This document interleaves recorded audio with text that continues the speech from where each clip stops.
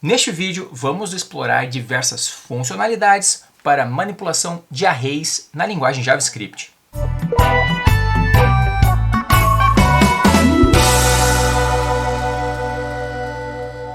Olá, seja muito bem-vindo ao meu canal. Se esse tipo de assunto é relevante para você, por favor, deixe um curtir aqui embaixo e compartilhe esse vídeo com seus colegas. Assim eu vou saber quais são as suas preferências e vou produzir cada vez mais vídeos para lhe ajudar.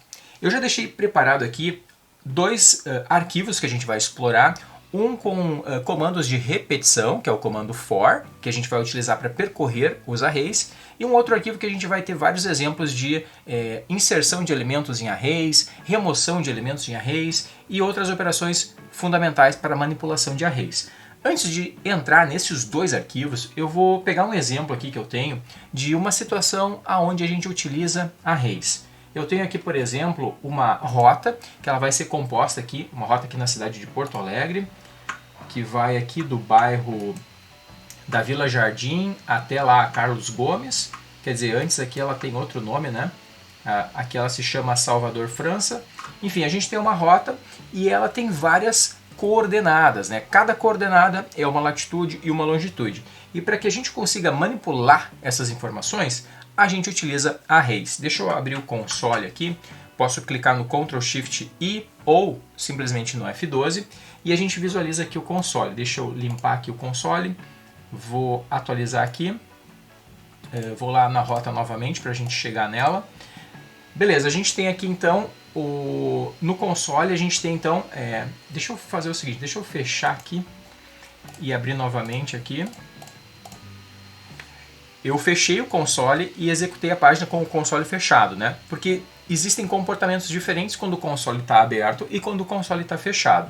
Nesse caso agora que eu vou abrir o console depois de ter executado a página e a gente visualiza aqui embaixo o que ele fez por último, né? Que foi a impressão de um array no console.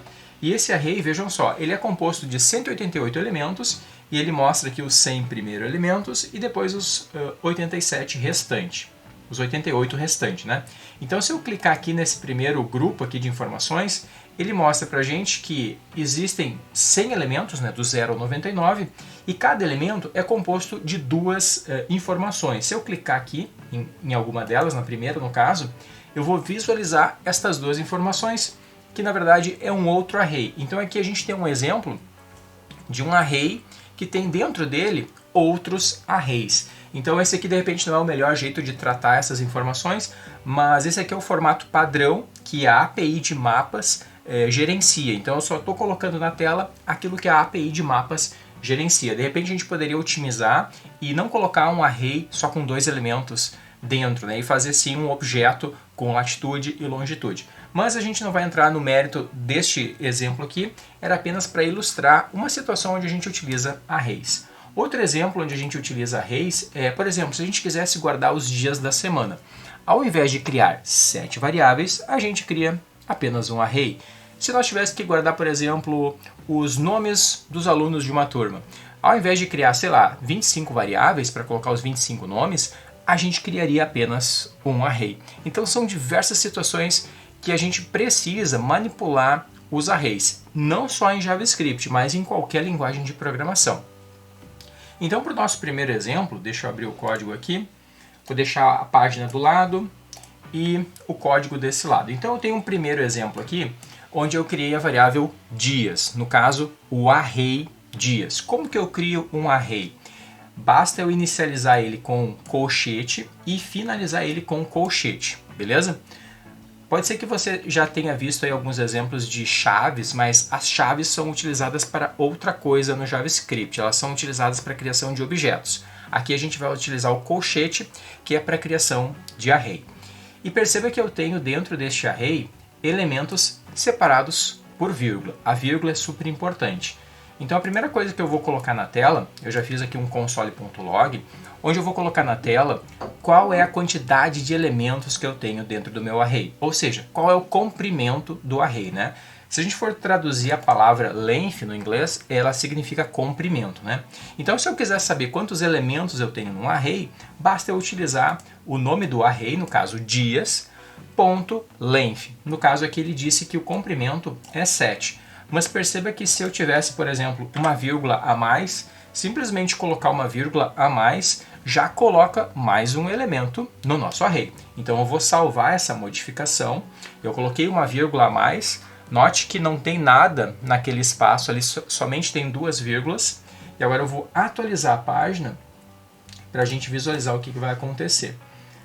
Vou subir aqui no início da página, né? Olha só, agora o comprimento do meu array é 8.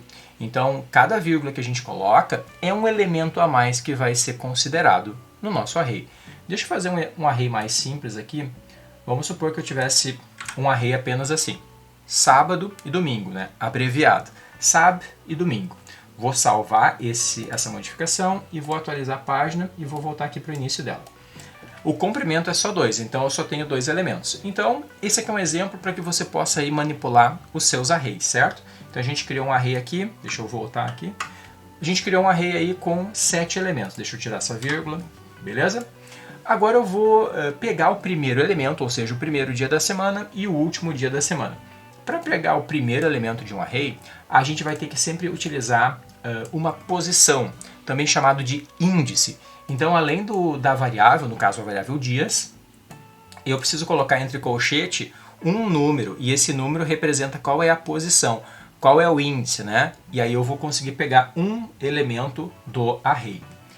Porque se eu não colocar o índice, deixa eu até fazer um exemplo aqui, onde eu não coloco nada dentro do colchete, eu coloco simplesmente o nosso array. Deixa eu salvar e executar novamente. Então ele mostra aqui todos os elementos. Do lado de primeiro aqui, eu estou colocando a palavrinha do lado aqui, né? Do lado da palavra primeiro, ele mostrou na tela todos os elementos do array, beleza? Então, se eu quiser pegar apenas um elemento específico e querer fazer alguma validação, ou alguma impressão, ou algum outro teste, eu preciso colocar qual é a posição, ou qual é o índice, certo? Tanto faz, essas duas nomenclaturas estão corretas, né? O índice ou a posição. Beleza? Então eu tenho aqui o comprimento, que é 7, eu tenho o primeiro elemento, que está na posição 0, eu tenho o último elemento, que está na posição 6, porque se eu tenho 7 elementos e o primeiro está na posição 0, o último vai estar na posição 6, tá? Então sempre o último elemento vai estar no seu tamanho menos 1, né? No caso o tamanho é 7, onde que está o último? Na posição 6. Agora eu tenho aqui 1, 2, 3, 4 jeitos diferentes de mostrar estes meus elementos do meu array na tela, né? Vamos supor que eu queira jogar em alguma parte da minha página, em alguma div ou em alguma table, enfim, em algum input. Eu posso percorrer todos eles um a um e fazer algo com eles, né? Nesse caso eu coloquei todos eles no console, mas eu poderia tranquilamente fazer um outro uso deste conteúdo. Então aqui eu tenho um for mais convencional, que particularmente é o que eu mais utilizo. Aqui eu tenho um for each, onde eu passo pelos elementos. Aqui eu tenho outro for each com um function, onde eu crio uma função dias e eu passo por cada uma delas e jogo na tela. E aqui eu tenho um for utilizando uma outra variável. Note que nesse último for eu estou criando uma variável dia, que é uma variável no singular. E esta variável dia vai receber cada um dos elementos que eu tenho dentro do array dias, no caso. E aí eu vou jogar na tela aqui, no console, no caso, né, o conteúdo da variável dia. Então esse aqui é um for bem diferente, porque ele cria uma variável e passa pelo array e joga nesta variável cada elemento do array. Então só para nós conferir de novo aqui, deixa eu atualizar a página e vou verificar então aqui. A primeira vez que imprimiu em função deste for aqui que a gente utilizou. Depois eu coloquei na tela aqui console.log e o for each, né? Então o for each vai fazer a mesma coisa, vai colocar de segunda a domingo. Depois o for each utilizando function vai fazer a mesma coisa, vai colocar tudo na tela. E depois aquele for utilizando o off, né, que está criando a nova variável, vai colocar tudo na tela também. Então você escolhe, né, qual utilizar. E é muito importante saber que existem várias formas de fazer isso, porque às vezes numa documentação, ou num código que alguém fez, ou em algum exemplo que você pega, ele está utilizando um for específico que você precisa entender o que ele está fazendo. Então é bom saber que existem várias formas de fazer a mesma coisa. Então aqui eu fiz a mesma coisa de 4 formas diferentes. A primeira utilizando um for mais tradicional, depois utilizando for each, depois utilizando for each com function, depois utilizando o off, um for criando uma variável dia e utilizando o off. Vamos ao primeiro for aqui então. Nesse primeiro for, eu estou criando uma variável, no caso a variável i, comecei ela com 0 e ela vai aumentar de valor até ela ficar menor do que o comprimento da variável dias, né? Ou seja, enquanto ela estiver valendo menos que o comprimento, que é 7, eu vou ficar aumentando ela. Como assim aumentando? Aqui eu estou fazendo com que ela aumente cada vez em uma unidade. Se eu quisesse fazer ela aumentar de 2 em 2, eu posso fazer assim. Assim ela aumenta de 2 em 2. Até vou rodar esse aqui para a gente visualizar, que daí ele não vai imprimir todos os dias no primeiro momento aqui. Deixa eu atualizar.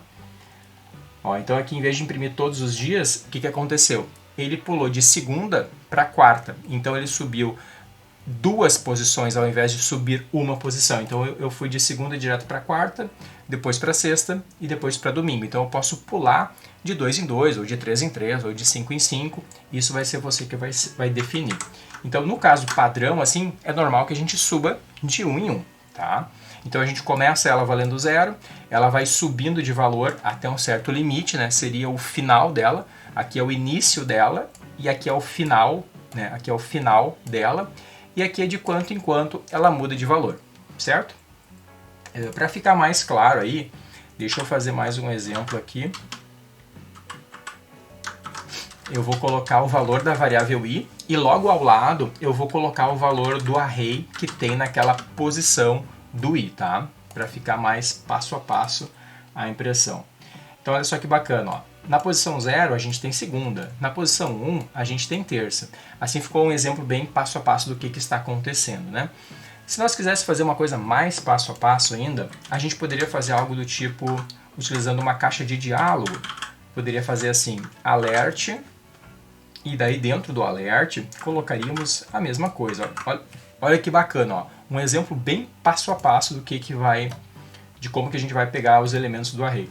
Olha, eu rodei a página e ele mostrou um alerta pra gente, 0, segunda, e ele não executou o resto do meu código aqui. Você percebe que ele está esperando eu dar um OK, eu vou dar um OK, e aí ele executou o próximo, mostrou daí no caso o próximo dia, né, que é terça-feira, eu vou dar um OK, e é isso que está acontecendo com a variável i. Ela começou em 0 e agora ela está assumindo outros valores, né? Ela passou de 0 para 1, depois de 1 para 2 e assim sucessivamente. Ela vai até enquanto ela for menor do que 7. Então ela vai assumir todos os valores menores do que 7. 0, 1, 2, 3, 4, 5 e 6. E o último dia já é o domingo, né? Eu vou dar um OK.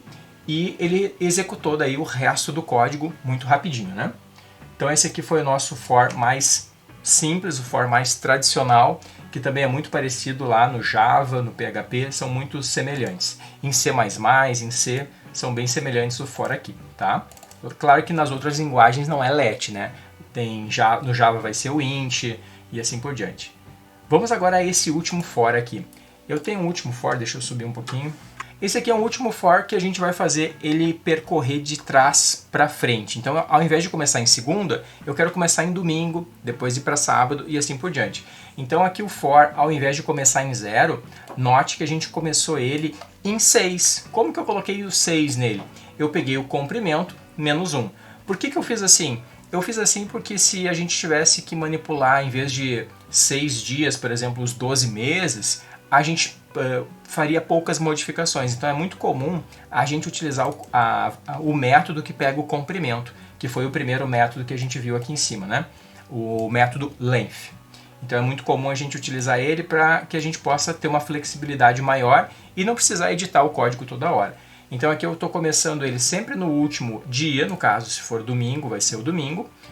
Mas se eu estivesse fazendo meses, esse código ia funcionar igual, então ele ia pegar o último mês.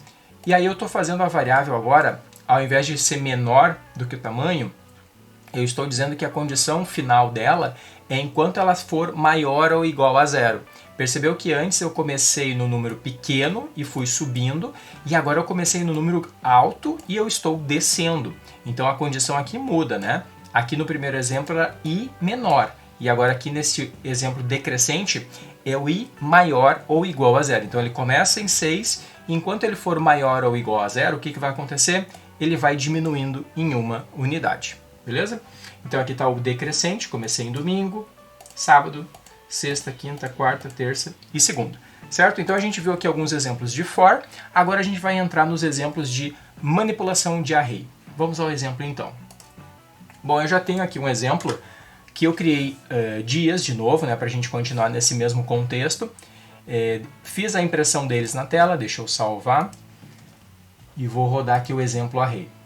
Quando eu rodo com o console fechado, ele funciona de um jeito diferente de quando eu rodo com o console aberto. Quer ver uma coisa? Deixa eu executar novamente.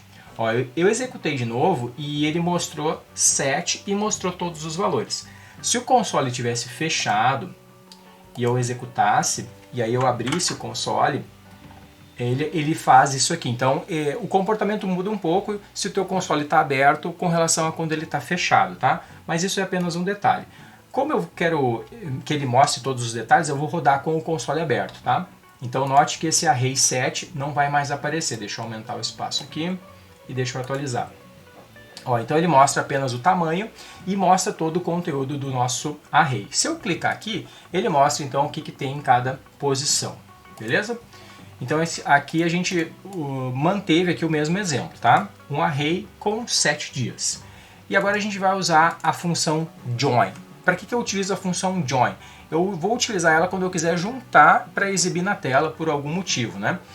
Então nesse caso eu estou criando a variável que eu chamei de dias texto. E na variável dias texto eu vou colocar aquilo que eu tenho no array dias e vou utilizar o método join e vou passar uma barra. Olha o que vai acontecer.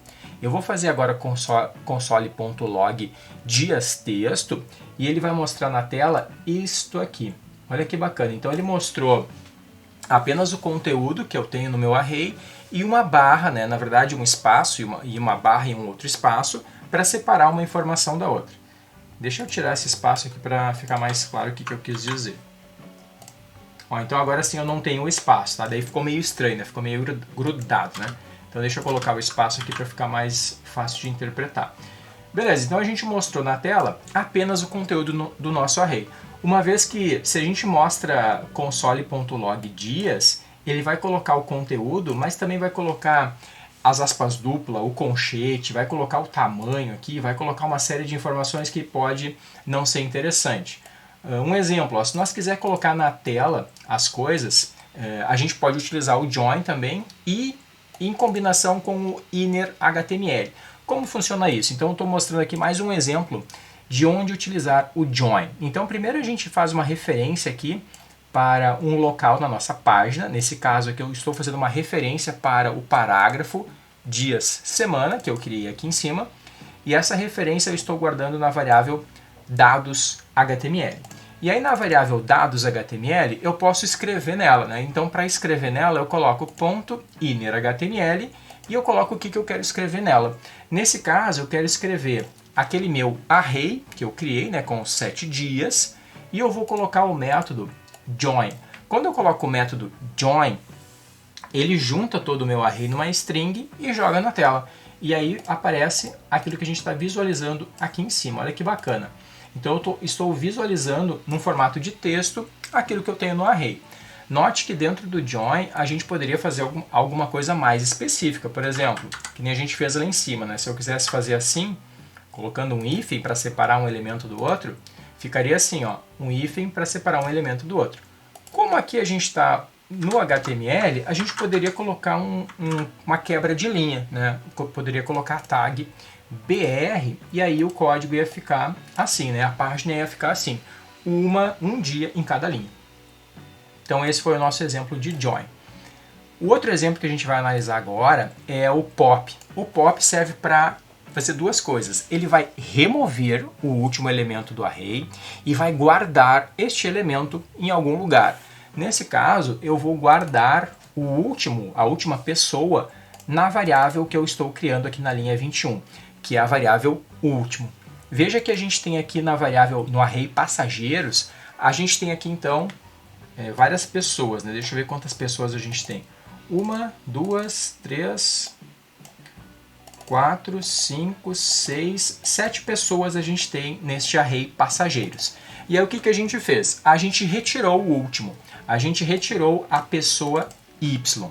E aí, para verificar se tudo deu certo, né, a gente colocou na tela, a gente jogou no console a pessoa Y.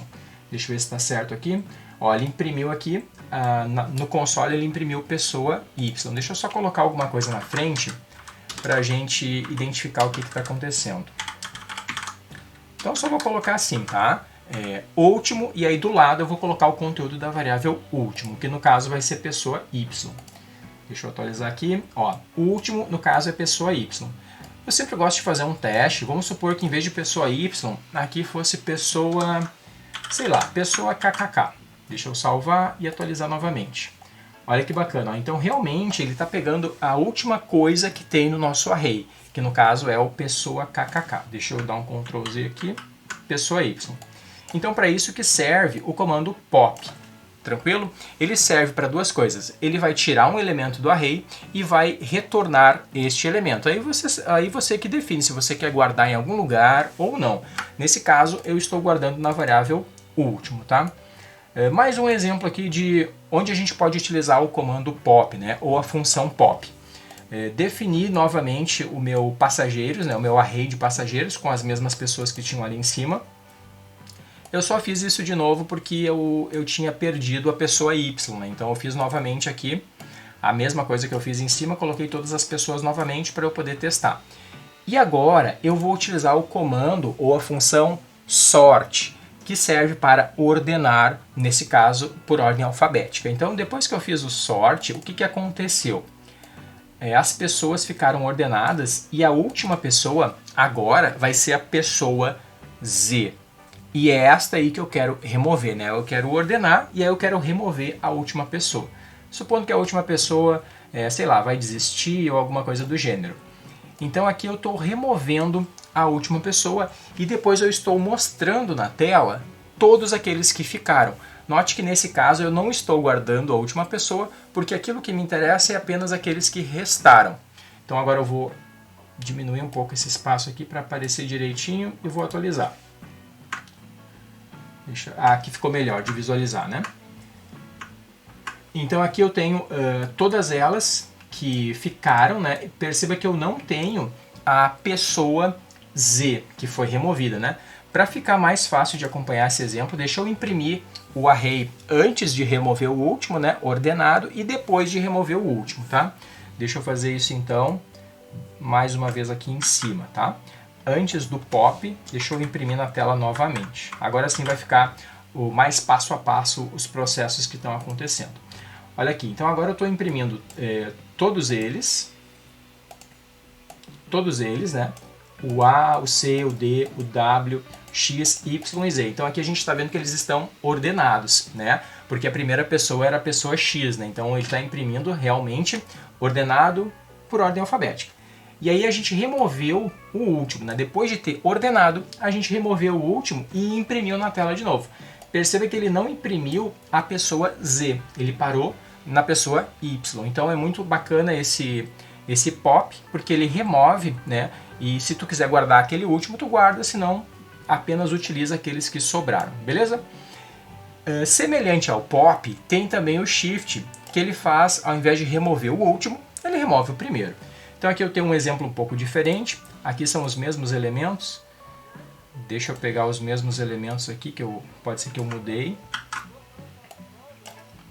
Vou colocar eles aqui de novo. Beleza? Então estão os mesmos elementos. Eu vou ordenar eles e quero saber quem é o primeiro. E nesse caso eu quero apenas mostrar o primeiro. Deixa eu salvar e executar novamente. Quem é o primeiro a desembarcar? No caso vai ser o pessoa A, tá certo, né? Pessoa A. Vamos fazer um teste aqui, vamos supor que eu apagasse o A. Se eu não tenho o A e faço a ordenação por ordem alfabética, quem vai ser o primeiro? No caso vai ser o C, né? Porque eu não tenho o B, né? Apenas tenho o C. Então o próximo na sequência seria o C. Perfeito, funcionou, né? Deixa eu dar um Ctrl Z aqui. Então a gente viu o exemplo do Shift, que serve para a gente remover o primeiro, né? Agora o próximo exemplo, quando a gente quer adicionar um elemento depois de ter criado já o nosso array. Então, eu tenho um array aqui de produtos, que eu coloquei o mouse, teclado e o monitor, e eu esqueci de um elemento e depois quero adicionar. Isso é muito comum. Não necessariamente que a gente esqueça de um elemento, mas pode ser que a gente precise colocar um elemento de acordo com uma ação do usuário, ou dependendo de uma outra ocorrência, a gente precisa adicionar um elemento no array. Então a gente vai utilizar o push. Nesse caso eu tenho 3 elementos, né, 3 produtos, e aí eu mostrei na minha variável total quantos produtos eu tenho. Nesse caso, 3 itens, né, eu coloquei aqui no console, temos, total e depois itens. Na variável total eu tenho a quantidade de elementos, né, ou seja, eu tenho o meu comprimento do array produtos. Então, nesse caso, 3. E aí o que eu fiz? Eu fiz o método push, então eu coloquei produtos.push gabinete. O que vai acontecer agora? Na minha variável total eu vou ter quantos elementos? Eu esqueci de mencionar que o método push, ele aumenta o array e ele retorna o novo tamanho do array. Então por isso que eu coloquei na variável total esse resultado, tá? Então o push ele também faz duas coisas. Ele aumenta o tamanho do seu array, ou seja, ele coloca mais um elemento no seu array e ele já retorna para você qual é o novo tamanho do seu array. Então o push ele adiciona um elemento no array, né? E ele sempre adiciona no final, tá? Se tiver que ordenar, você vai ter que ordenar manualmente novamente. E aí eu mostro aqui a quantidade de elementos que ficaram no nosso array produtos, né? Agora temos 4 itens. Então primeiro tinha só o mouse, teclado e monitor. A gente colocou o gabinete. Aqui a gente colocou o gabinete e a gente conseguiu visualizar o novo tamanho do array. E se a gente quer fazer filtro, né? Se a gente quer fazer alguma condição, existe uma forma otimizada de fazer isso, né? Nada que a gente não pudesse fazer com for e alguns ifs, mas nesse caso isso aqui fica bem otimizado, porque eu vou ter um array e eu quero fazer um filtro nesse array, eu quero remover alguns elementos. Nesse caso eu tenho alguns preços no meu array preços, e eu quero apenas os produtos que custam menos de R$100. Então a gente pode colocar aqui dentro dos parênteses do filter a nossa função, que no caso vai ser n, vai ser definido por os números que são menores de 100. Então eu posso colocar todos os menores que 100 numa nova variável, né, num novo array. E aí nesse caso eu estou mostrando os produtos menores de 100, que no caso são apenas dois, né, 45,50 e 39,90. Esse aqui e esse aqui, né? Os outros são mais de R$100, então eles não vão aparecer, não vão entrar nesse novo array. Por fim, aqui a gente tem a função map e a função reduce. A função map serve para a gente aplicar uma função em todos eles, né? A gente vai passar em todos eles e fazer alguma coisa. Nesse caso, a gente vai passar por todos eles e vai dar um desconto. A gente quer passar por todos os preços e dar um desconto de 10%. Nesse caso aqui os preços vão ficar... vou conferir só o terceiro preço, que era R$100, ele ficou R$90. Então ele ficou R$10 mais barato, né? 10% mais barato. Assim foi feito com todos os produtos. O último produto, por exemplo, que é 4.500, ele vai ficar R$450 mais barato. Então vai ficar 4.050.